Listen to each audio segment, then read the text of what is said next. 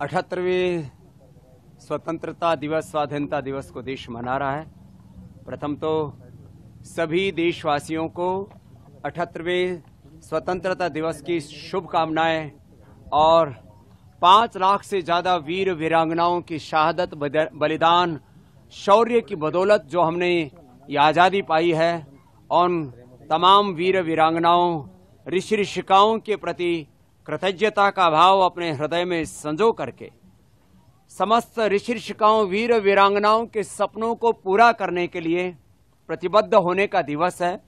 और हमारी प्रतिबद्धता है कि हम राजनीतिक आजादी के साथ साथ इस देश में आर्थिक आजादी के लिए एक बड़ी क्रांति कर रहे हैं और करेंगे, क्योंकि पूरी दुनिया की संपत्ति पर, संसाधनों पर, वैभव ऐश्वर्य पर 1% से भी कम लोगों का एकाधिकार है। उन साम्राज्यवादी ताकतों ने अपने क्रूर पाशों में पूरी दुनिया की सारी संपत्ति को एक तरह से रौंद रखा है, उन्होंने अपने हाथों में जकड़ रखा है। तो इस देश को आर्थिक आजादी मिले, ईस्ट इंडिया कंपनी से लेकर के ब्रिटिशर्स ने 1000 लाख करोड़ रुपए की इस देश में लूट की। अभी भी लाखों करोड़ की अर्थव्यवस्था पर भारत के शेयर मार्केट से लेकर के, भारत के एफएमसीजी सेक्टर से लेकर के ऑटोमोबाइल, मोबाइल, एग्रीकल्चर इंडस्ट्री में एमएनसीज का बहुत बड़ा आधिपत्य है।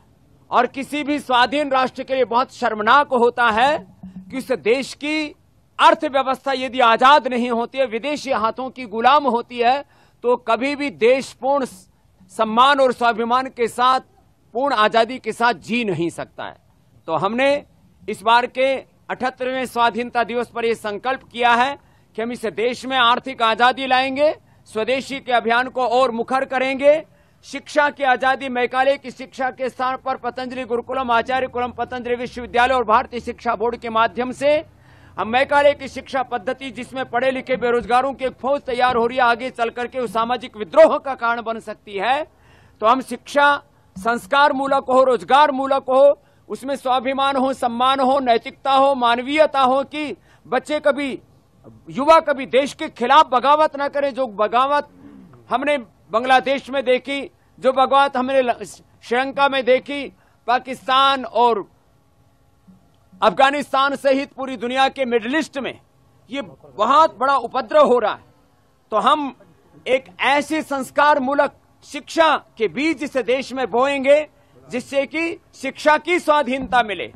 चिकित्सा की स्वाधीनता का तो अभी बहुत बड़ा सपना बाकी है, क्योंकि एलोपैथी की जहरीली दवाइयां खा खा करके करोड़ों लोगों की मौत हर साल हो रही है।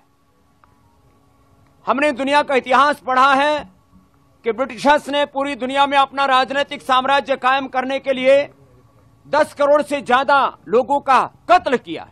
ऐसे ही इस्लाम के नाम पर भी करोड़ों लोगों का कत्ल हुआ है। लेनिन, मार्क्स और माओ की जो क्रांतियों के नाम पर कत्ल हुआ है, विश्व युद्धों में और अलग अलग त्रासदियों में करोड़ों लोग मारे गए।